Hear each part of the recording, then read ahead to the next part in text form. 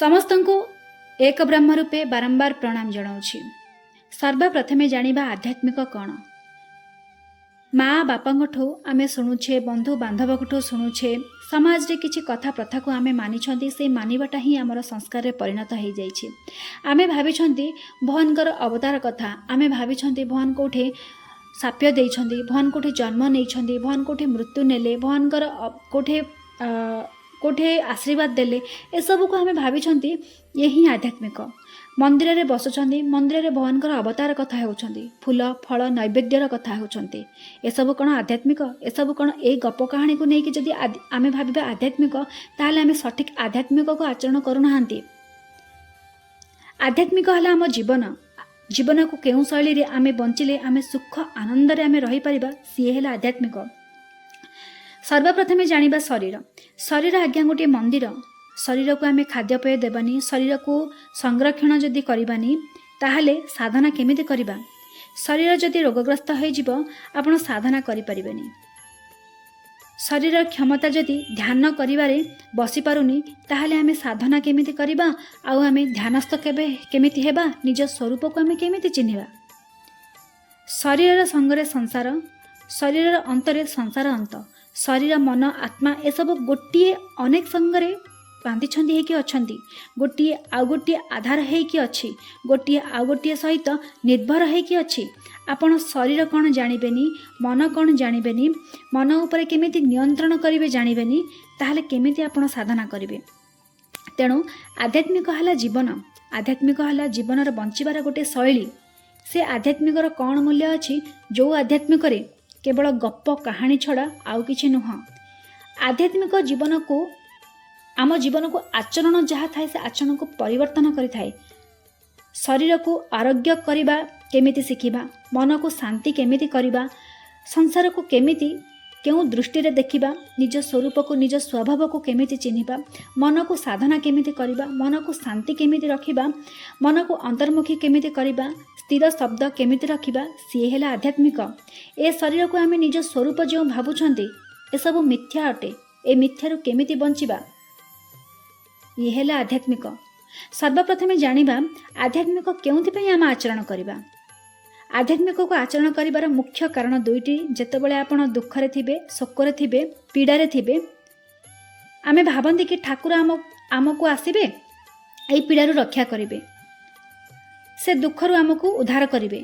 द्वितीयटी हेला आध्यात्मिक आचरण करिबारे सुख और आनंद रे आमे बंची परिबा, रही परिबा।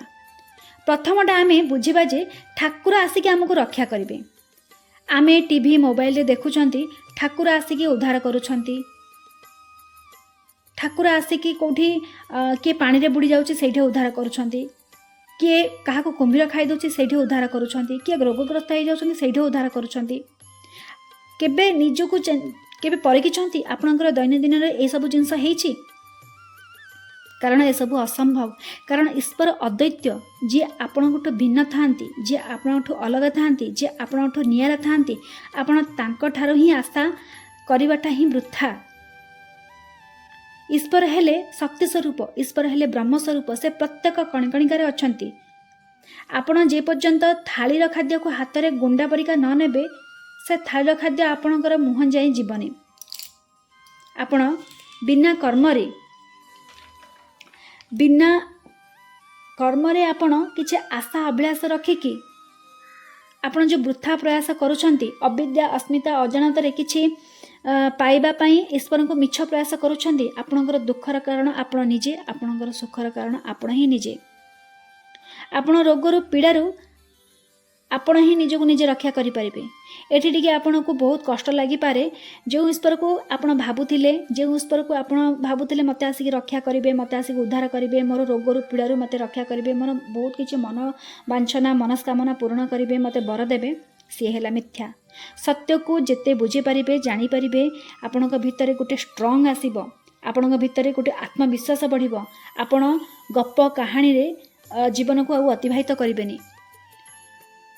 आध्यात्मिक नुह किछि गप कहानी सुनेबा, जीवन को अतिबाहित करिबा। आध्यात्मिक सर्वोच्च प्राप्ति ही करिबा शिखै थाए।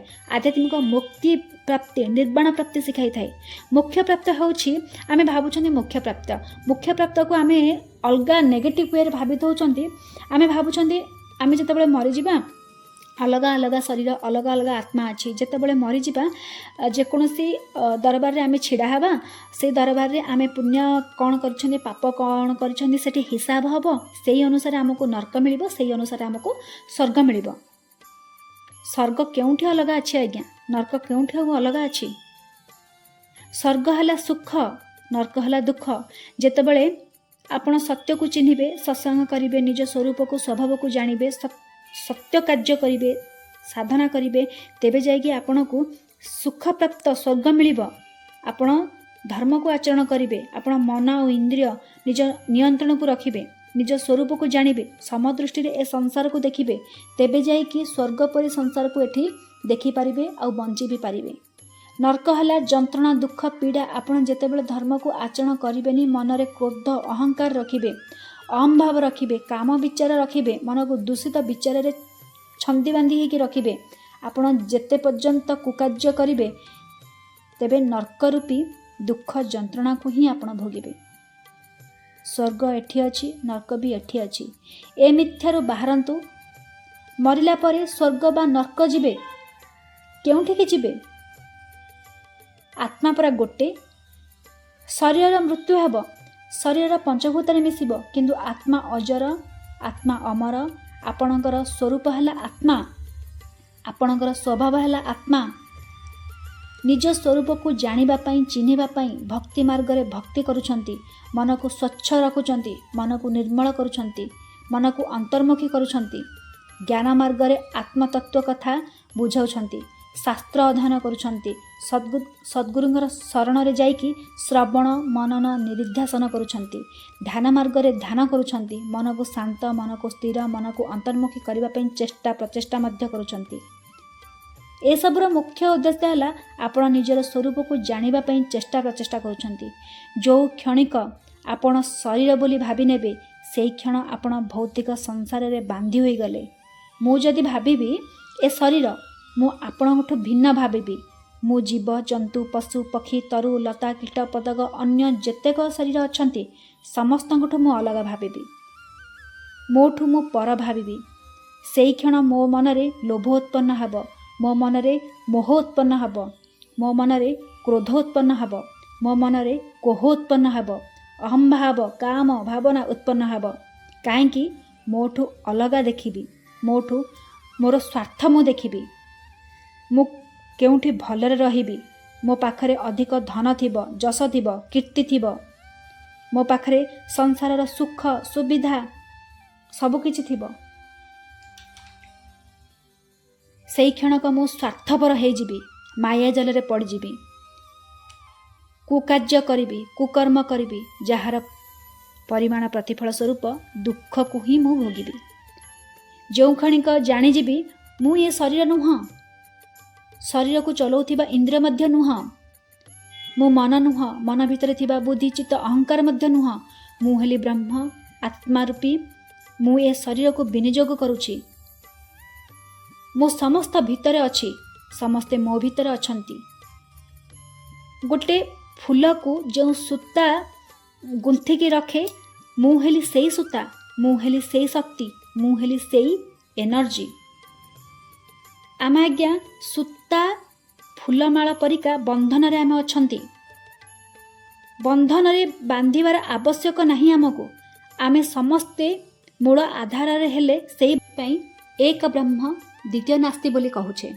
सेइथि पई आध्यात्मिक को गप कहानी देखंतुनी आध्यात्मिक हला जीवन आध्यात्मिक हला निज स्वरूप स्वभाव को जानिबा आमे मनुष्य जीवन को श्रेष्ठ करिकी सुख आनंद रे जीवन को काटिबा समस्त सहित मिलीमिशि रहिबा सेई एकता को ही आध्यात्मिक सिखाए।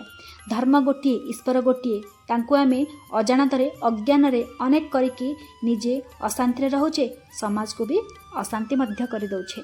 तेणु करी सठिक आध्यात्मिक को आचरण करिबा आमे निज को सुख आनंद परमानंद करिबा निज परिवार को सुख आनंद देबा आउ ए समाज को सठिक ज्ञान देकी ए समाज को गोटे भल वातावरण देबा जोड़ा कि आगामी पीढ़ी माननकु सहायता हब आगामी पीढ़ी मानकर ज्ञान ମାର୍ଜିତ ହେବ।